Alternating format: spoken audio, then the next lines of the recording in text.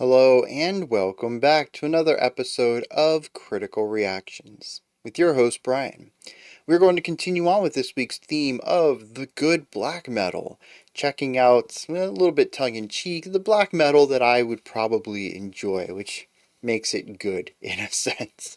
And of course, given the theme, we were going to check out Emperor. This pops up all the time when I ask for black metal that might be enjoyable to my ears. So, like I said, it's kind of impossible for it not to have been suggested for this week. Today we're going to be checking out the song Thorns On My Grave, which is just, that's a wild title.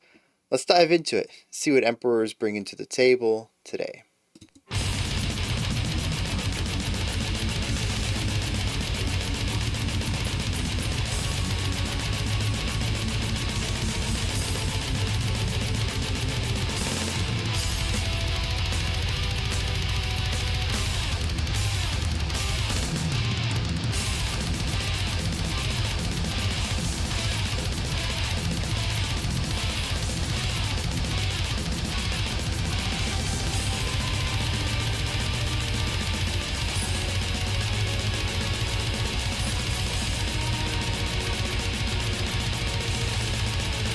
Interesting having one of the guitars act as a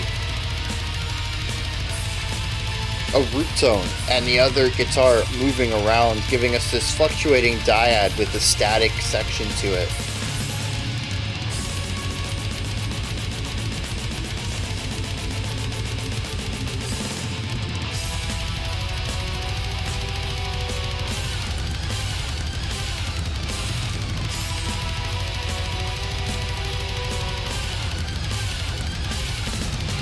Okay.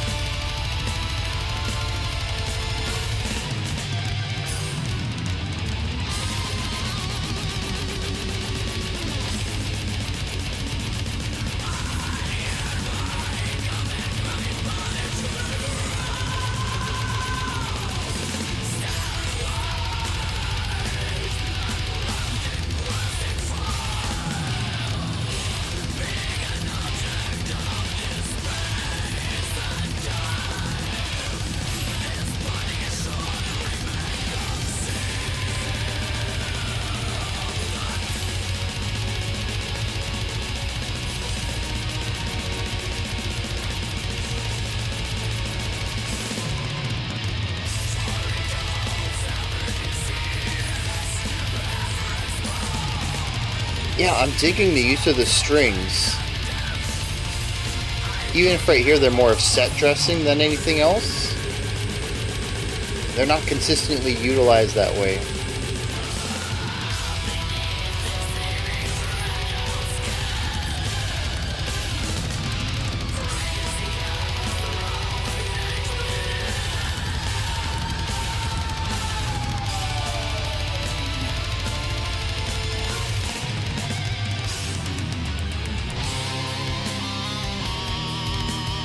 Okay, moment to breathe. Interesting harmonic ideas.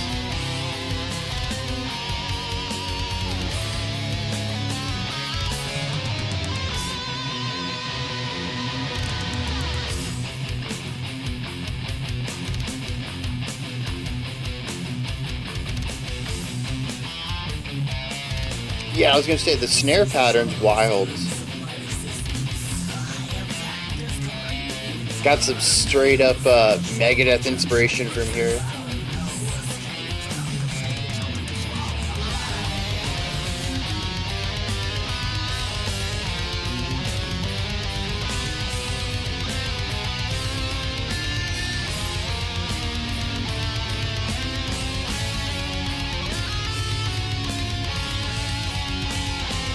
Very cool.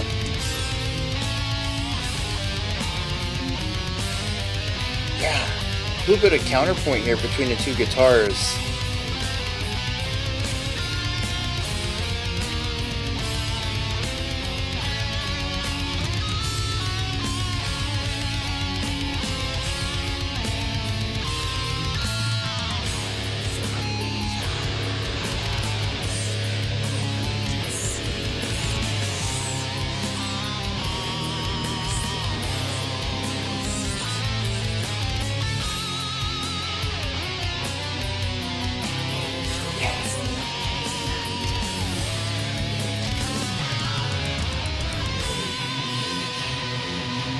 Yeah, just a very cool bridge. Oh, we're still in it. Get the drum in. What is going on?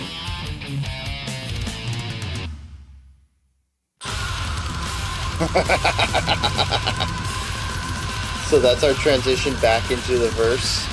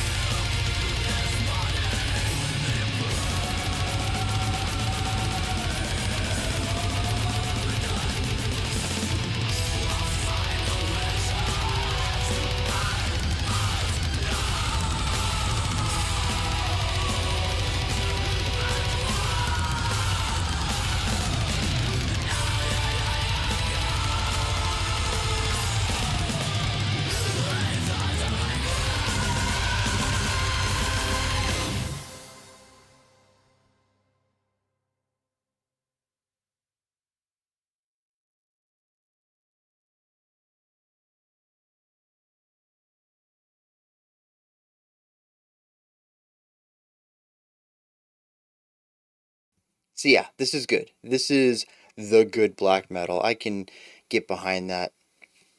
Um, there's a lot of things in here though that kind of confuse me. I have questions about that really don't pertain anything to the black metalness of it. From the perspective of sound and writing, I can get behind a lot of it. Let's dive into some stuff that I did understand, and hopefully that I can help you appreciate this song. First of all, expanded orchestration. We do have the strings, or maybe it's just a violin, possibly at times. It's just a ton of reverb, sounds really big. Um, this kind of happens in two modes. One is set dressing, atmosphere. It's chord progression, sits on the outside, makes the band sound larger and bigger, and has that classical-esque element to it simply by having the timbre of bowed instruments. Um, I'm less keen on these sections, but I understand that they work in what they do. Basically, being that the strings. See, because here's the thing, right? When we're talking about. I'm sorry, I'm just going to put this on. Whoa, okay, I didn't tell you to play that again. When it comes to writing parts, right? I always talk about variety. Why write for, your guitar to always play lead and your bass to always play foundation and your drums to always play rhythm? And then when we get into symphonic metal, I'm like, I only want the strings to do cool stuff. I don't want them to play chords. I don't want them to be harmony. And there is a bit of there's some hypocritical element to that, isn't there? I can appreciate that. I think it's just that in so much symphonic metal music, or even just metal music that utilizes strings, to me it just happens so often that they'll just say, okay, we have some strings here, they're going to play chords on the outside of the band. And it's just going to make it sound more symphonic without really doing anything of interest. And so I think I'm a bit harsh on that sound in general, even though, as with everything else, it is technically just a tool in the toolbox. It is fine to use. It's not like I think every metal band should avoid using strings and putting them in chordal roles in that harmonic concept. Um, yeah, maybe that's just something I need to come to terms with and get better about, because it's not like this song only utilizes the strings in that component. We also have some cool ornamental ideas, we have some melodic ideas. The strings contribute in more ways than simply harmony. We do have those that little swirling sound that goes off in the top left every once in a while. Usually when like everybody else is like super low and we're doing like these snare to tom rolls, and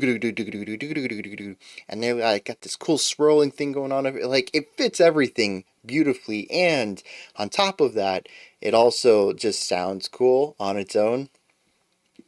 And so I love having the strings in here across at least our A and B sections. I didn't really hear too much of the strings in the bridge, which I'm going to attribute to like three sections in there, I guess. But when we come back out of that, back into our A-B section, the strings come back. So that's where I heard it. And we do get a couple of different ideas there, and I just love them.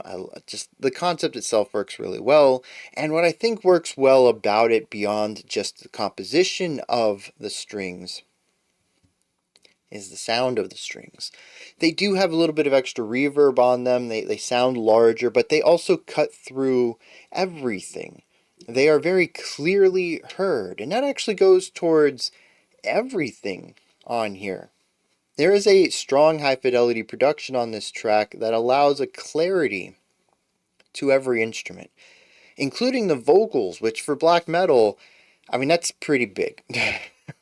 Black metal, I kind of get the feeling that black metalists hate the vocal sound, but they don't want to make instrumental music, so they have a vocalist, they do vocals, and then just stuff that stuff so far down that you can't hear it. And so I enjoy that the vocals are present, front and center. The guitars are very clearly heard, not just their sound itself, but their pitch as well. I can hear the riffs of the guitars, the drums, every bit of it. We don't have muddy bass kicks here. We don't have narrow, staticky snare. Everything is very clearly produced. And so this song ends up feeling very compositionally black metal to me, but it lacks that blackened sound that I attribute to the genre. And to me, that's a positive. I would much rather have the feeling, the atmosphere, the composition of black metal devoid of the production that tends to get associated with it. And I'm not even talking about the lo-fi stuff because that's very much indiscernible to my ears. But even the mid-fi stuff I find to be just a hair bit too muddy in all the ways for my tastes. So something like this that kind of doesn't feel blackened and crispy anymore, kind of missing some of that characteristic sound of the genre, I'm a fan of. I get to hear everything, which is why I listen to music. In fact, now that I think about it, black metal I have a problem with, but also some post-rock, well, actually, not so much post-rock, but post-metal specifically. A lot of genres that utilize the wall of sound concept. It's the indiscernibility of it all. You kind of have to take it all in as one, and I don't want to do that. Even casually, I want to appreciate everything. It's why even in my casual listening, I prefer higher fidelity production. Yeah, I never really clicked with that before, or I guess I never really put it into words. It's not so much that I dislike black metal. It's like or black metal's aesthetic. It's that I dislike uniform aesthetic. I like to hear everything individually. Interesting. But yeah, the production here absolutely works for me. Now, on the guitar side of things, there's some cool stuff going on. First of all, in our verse, I think it is, I never really quite figured out what was the verse and what was the chorus, but it was one of the two riffs that we had in the opening that we went back and forth on. And what was very cool was that one guitar, they both played 16th notes, I think, and one guitar picked a static note, and the other one picked a few different notes. We get 4 hits, do do do do do do do do do do do do do do, something along those lines. Those aren't the same notes that they played. That's a bit too bright. But anyways, so we have these dyads, but the dyads continue to change in interval, where this might be, a bit more distant, and this is rather close, and this is even more distant, and, stuff like this. And so we have these shifting dyads, which gives us this continuously moving chord progression. But after the 4 notes, this static note will change again, and we'll have, I don't know if it was different notes or the same 4 notes from the first guitar, but regardless, the intervals are going to change because our static note has changed. And I do think it was always that way too, where the static note was above the other one. I think that's how I remember hearing it. But anyways, this is very cool because you'll hear this a lot in classical music too, is creating this root tone and then changing the emotion that root tone is paired with. I think that's a fascinating way to go about doing black metal, and it's just something I don't think I've heard too much in the genre. A couple of times, sure, but not often. Usually it's both guitars moving usually at the same time, but not necessarily in the same direction or the same intervals, which is where they achieve their varying dyads in that perspective. But they're always moving at the same time, whether they're moving together or not. And I think this is very cool to give us this foundational note, says this is the home note for this 4 bars or whatever. And then we're going to play around that. We're going to see how these different notes compare to it and what kind of emotions we can pull out of that. And so it feels like both of the guitars are moving at 2 different lengths, 2 different speeds, where they're still both focused around these 4 note changes, but that one is changing notes 4 times as fast as the other. And it creates this cool temporal duality between the two of them that allows the song to feel like it's constantly pushing forward, but also feels like it's at a gentle pace as well. Now, of course, if you listen to the drums, the song's always pushing forward. The A and the B section is just a flurry of drum sounds, and yeah, it's completely bonkers. The dude is just 16th notes for like 2.5 minutes straight across the entire kit. It's definitely driving and intense and weighty. But if you listen to just the guitars, I think that they have some pretty cool ideas, especially harmonically. I don't really hear them too much as a riff, as much as I hear the harmonic qualities between the 2 guitars. But you can certainly view it as 2 different riffs if that helps better for you. The bass also played around a little bit in this and gave us a third note. Sometimes it was the moving note against the static, sometimes it was its own thing, sometimes it was its own static note. The bass was sort of all over the place, never really going for anything super moving or melodic, but contributing to the overall harmonic element that's going on in these 2 sections. Now we move out of this purely, well, to me, again, purely harmonic, really focusing on chords and atmosphere, into the bridge, which, to me, went in a very different direction. It became very riff-based.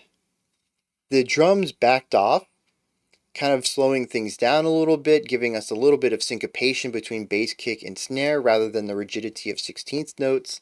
The guitars shifted to a more riff-oriented style of playing. We eventually also had solos in here.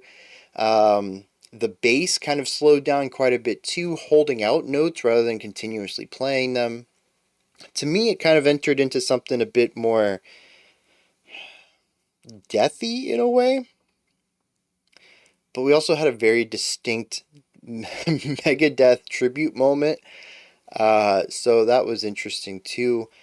I don't know what you would call that section. Hard rock, maybe? I don't know. Very light metal, that's for sure. But what I found most intriguing about this section wasn't the variety of sounds. It wasn't the fact that we still had these vocals, which you're going to get to in a second. It's actually the drumming.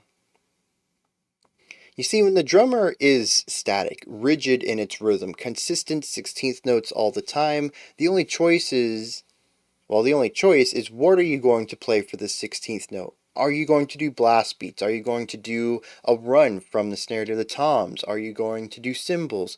But rhythmically, there's no choice at all. You are stuck with doing the 16th notes. When we get here, though, there's more room for rhythmic creativity, especially since we're introducing syncopated ideas, which is utilizing varying lengths of notes back to back in order to create something that has a rhythmic flow to it. And here I feel that the drums falter quite a bit. It's almost as if the drummer doesn't know how to play anything syncopated and would much rather feel at home playing straight 16th notes. Now, that's not to say that the drumming here isn't entirely intentional and that they're aiming to create stuff that is a bit obtuse and feels like it wants to dismantle the song, but I did find quite a few times that the drums would do something interesting, trying to go for an offbeat accent, accenting between beats 1 and 2, and it just doesn't work. It doesn't click. It's not lining up with what anybody else is accenting. It's not really fitting into anybody else's accent pattern. It's not creating any sort of cool polyrhythmic thing.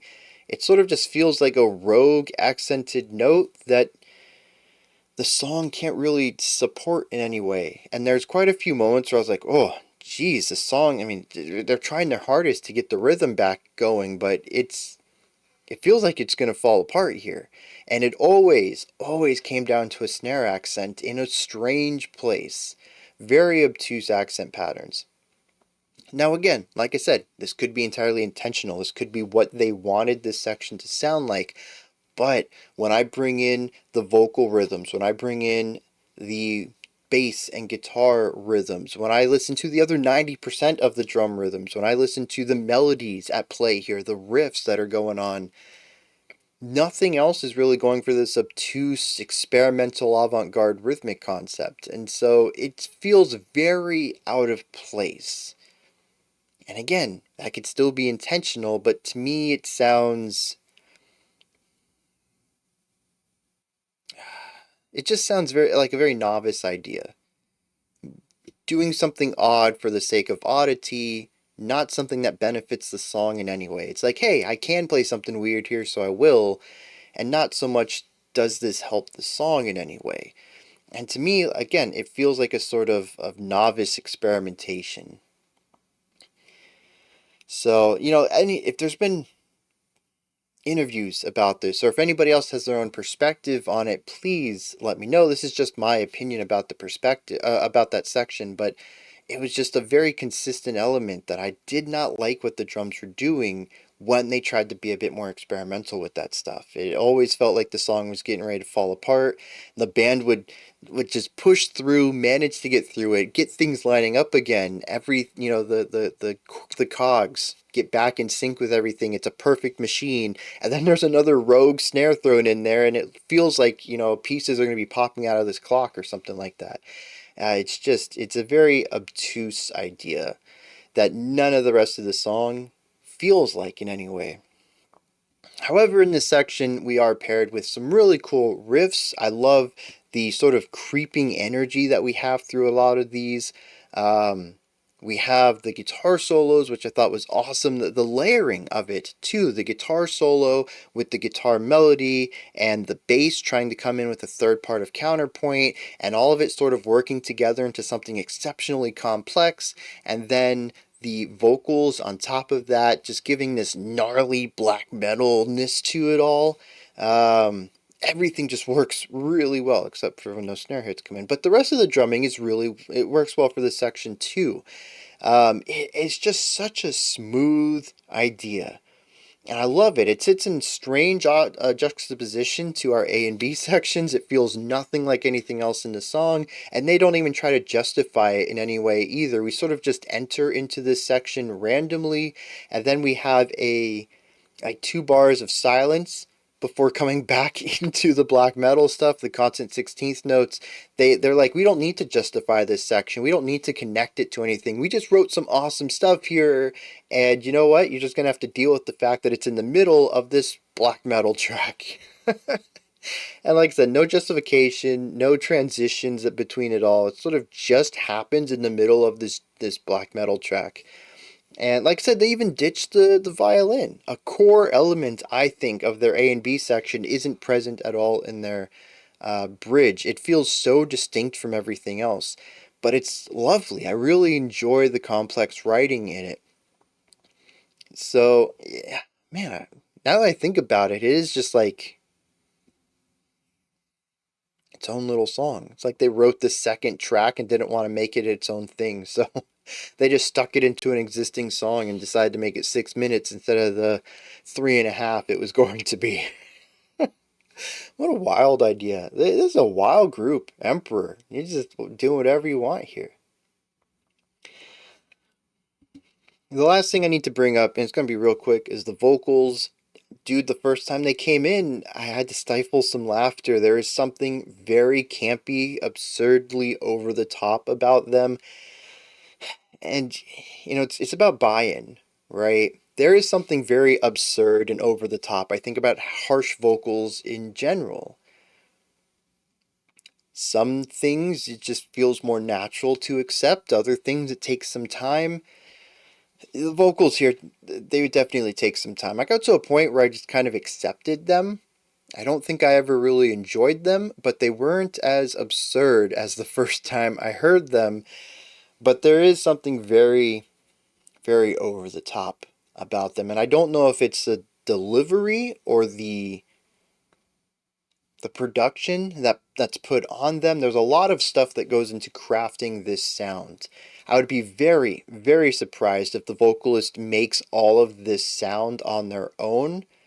I mean, it's possible. The human body is phenomenal and can do a lot of crazy stuff, and there are people who dedicate their lives to one specific part of their body. What it's legs for running or muscles for singing, stuff like that. And it maybe this vocalist does all of it naturally. But to me, it sounds like there's some extra production stuff put on it, which isn't out of the realm for black metal. You usually have quite a bit of production to obtain a very specific sound, a very specific lo-fi sound, which I think is interesting here too, because while I can hear syllables in the vocals, I can't really make out words, and there is this sort of low fidelity toilet bowl reverb going on with it. That's the best way I can describe it. It sounds like really bad amateur uh, clean vocals for like, bedroom vocals from like a decade and a half, 2 decades ago when people were like using PC microphones to record stuff. I have some terrible. Oh, I don't think I have any of that. I did have like a little $10 PC USB microphone that sounded so nasally and garbage, and I think I did record some vocals on it back in like high school. I don't have any of that anymore though. I completely forgot about some of that stuff. Anyways, yeah, there's just this weird reverb to it all. It feels it feels so wild because you can tell there's so much skill in the delivery, and then the production just covers up all of that in a very odd way. That while there is clarity to it, it still has some lo-fi textures to it, and it's this weird midpoint between the two that feels a bit distinct from the rest of the music and very over the top.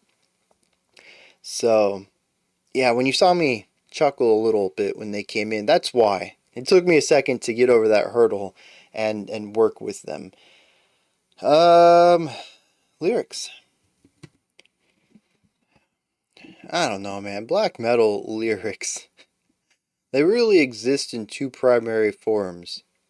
Praise Satan and borderline emo, but with the specific vocabulary that is distinctly lacking the beauty that emo tends to aim for, while still capturing all of that depressive energy. And that's where this sits, is the latter of the two. It speaks about somebody on their deathbed, or maybe past death, speaking beyond the grave. It says, I hereby commit my body to the ground, sterilized and wrapped in plastic foil. Being an object of this space and time, this body should remain concealed, for it holds every disease ever exposed. It holds all pain and death I could ever unleash. It's about being filled with so much anger and rage and social plague and venom.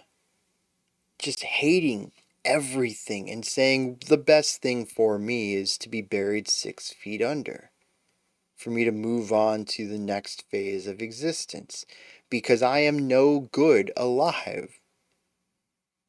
That's super emo. It's just not utilizing much of the same language. There's something very metallic. Um, you know what it is?